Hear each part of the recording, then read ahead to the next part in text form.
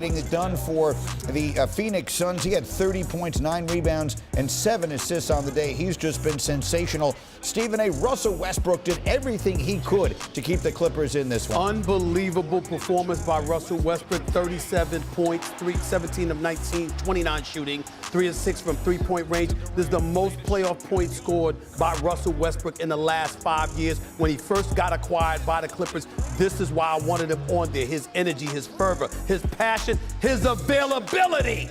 He was there. Kawhi and Paul George were not. The Clippers are 3-11 without both of them this year, by the way. And damn so shame. They fall again. They're down 3-1. Wallace has the Wallace out for the sweep of the Nets. But Michael Wilbon, we'll start with you. The Suns get 61 points today combined from Durant and Devin Booker. They continue to win since they got KD in the lineup. You were there in the Valley of the Sun. What do you make of the Suns? What are the right things to say about them today? Well, Greedy, the thing that's still apparent to me is that they're figuring out how to play together still at this point. And this is the concern a lot of people had about the Suns.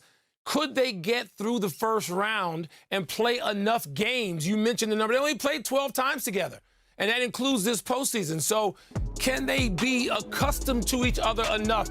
There's a lot of tentative play out there. The Suns often don't seem certain of themselves. There's a lot of fumbling around, a lot of turnovers. They're still getting used to each other. And so they need those games, and they certainly have been helped by the absence, as Stephen A. has noted, the absence of Kawhi Leonard. We knew Paul George wasn't going to be there, but to lose Leonard like that. So the Suns probably come back home and close that series out and probably get Denver in the next round, a team they beat 2 years ago on the way to the NBA Finals. So the Suns could be in a pretty good situation, even though they've not played great. Individually, their stars have had great moments, Greeny, but they have not played great. They don't seem to have any killer instinct yet. But the question is, are these things all in development, and how much time do they need before it all comes together? How about the Suns, Stephen A.? I'm not happy with what I'm seeing. Kevin Durant and Devin Booker are the top two dudes in minutes played, averaging 43.8 and 43.5 minutes respectively. That's not going to cut it. Do you know that all 5 starters individually have more points than the entire Suns bench this series? The Suns bench has only registered 50 points this series against the Clippers in 4 games. I think that's incredibly alarming. So much so I'm going to say this. I'm not picking this Suns team that I'm watching to beat Denver. No. I'll tell you that much. No, not doing it. I totally agree with you. Oh, and by the way, I am. I'm so surprised. Because they're getting themselves together. I'm so surprised.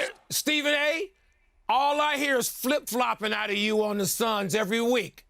I'm saying to you. That's true. I'm saying, and by the way, Stephen A., to credit you, though, you said early on that it was up to Monty to figure out what to do with that bench, and they have not figured it out. But in the playoffs, you can play 44 minutes in the playoffs. Those guys can't keep that up for forever. But they had to play that way against the Clippers. Denver's not beating the Suns. Not Denver. Nope. Denver or the Suns, who will you pick in that series, assuming that we do get that matchup next? Jalen. flip of a coin, Denver has home court advantage. Right now, I have to give them the actual advantage. Because of what I'm seeing from Jamal Murray in particular.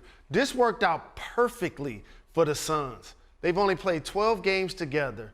The Clippers are devastated by injuries with Kawhi and PG. They get a chance to ease into this first round series and hopefully be ready for that second round. Suns are 11-1 with KD on the